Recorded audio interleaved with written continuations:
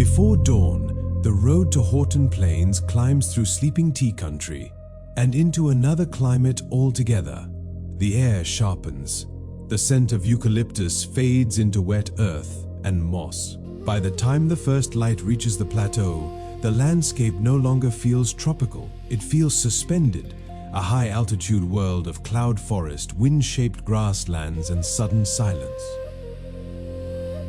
Perched between 2,100 and 2,400 meters above sea level, Horton Plains lies on the southern edge of Sri Lanka's central highlands.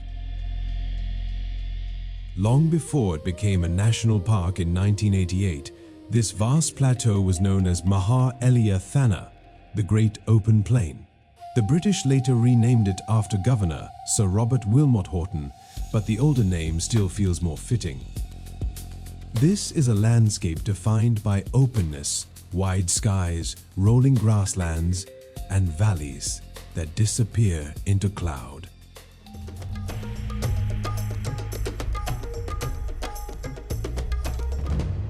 During the British colonial period, these cold uplands became a favored hunting ground for colonial planters and sportsmen. The plains once echoed with mounted hunting parties in pursuit of elk and wild game. Among those drawn to these highlands was the famed explorer and big game hunter, Sir Samuel Baker, whose name still lingers here in Baker's Falls.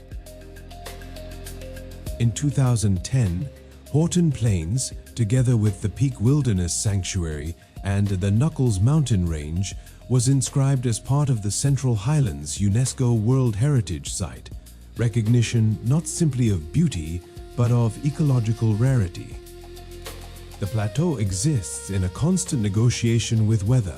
Mist sweeps in without warning. Rain appears sideways. Winds during the southwest monsoon can reach gale force. Yet within this harsh environment thrives one of the richest montane ecosystems in South Asia.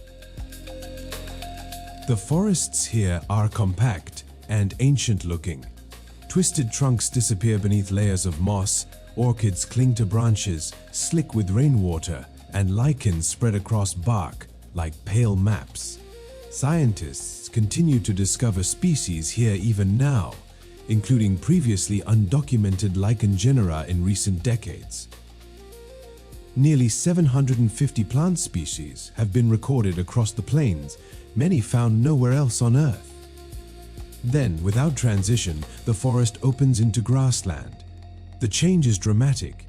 Golden plains ripple beneath moving cloud, while narrow streams cut through the earth with startling clarity. Rhododendrons bloom in bursts of crimson along the trails, and dwarf bamboo bends low against the wind. Researchers still debate how these grasslands formed. One theory suggests centuries of human intervention and repeated burning. Another argues they are entirely natural, relics of a prehistoric climatic era preserved in the highlands. For hikers, Horton Plains unfolds in layers. The trails move through alternating forest and open terrain, revealing details gradually. The sound of hidden water, the sudden movement of deer in the mist, the distant call of endemic birds. The plateau is also home to Sri Lanka's second and third highest mountains, Thotupalakanda and Kirigalpotha, and while Thotupalakanda rises through mist forest and grassland, Kirigalpotha offers one of the island's most rewarding wilderness hikes. The trail stretches nearly 15 kilometers through isolated montane terrain, where shifting cloud, high winds, and immense silence create the feeling of walking across the roof of the island itself. The journey is less about conquest than immersion, a slow passage through one of Sri Lanka's last great highland wildernesses. The most commonly seen mammal is the samba deer. Thousands roam the plains, often appearing ghost-like through the morning fog. Yet beneath this calm surface lies an ecosystem of extraordinary biodiversity. The park shelters toque macaques, purple-faced leaf monkeys, a variety of lizards, and the elusive Sri Lankan leopard. One of its rarest inhabitants is the Horton Plains slender loris, among the world's most endangered primates. Bird life here is equally remarkable. Horton Plains forms one of Sri Lanka's most important highland bird habitats. The plateau is also home to one of Sri Lanka's great watersheds. Streams born in these mist forests eventually feed three of the island's major river systems. Water gathers here before beginning journeys that shape the lowlands far beyond the mountains. One of the park's most visited landmarks is Baker's Falls.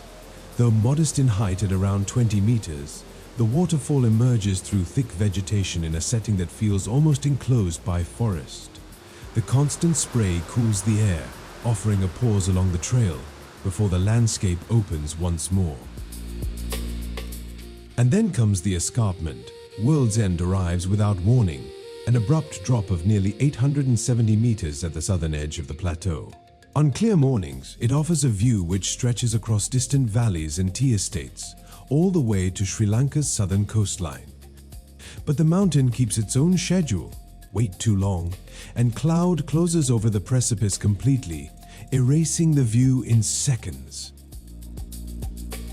Nearby lies lesser World's End, smaller but no less dramatic. Yet Horton Plains is not untouched wilderness frozen in time. Climate change, invasive plant species, soil degradation, and a mysterious forest dieback continue to threaten this fragile ecosystem. Some trees stand skeletal against the mist, reminders that even ancient landscapes can become vulnerable. And perhaps that fragility is what lingers most after leaving Horton Plains. Not simply the scenery, but the sensation of standing inside a living watershed above the island, where forests gather clouds, rivers are born, and the weather itself shapes every contour of the land,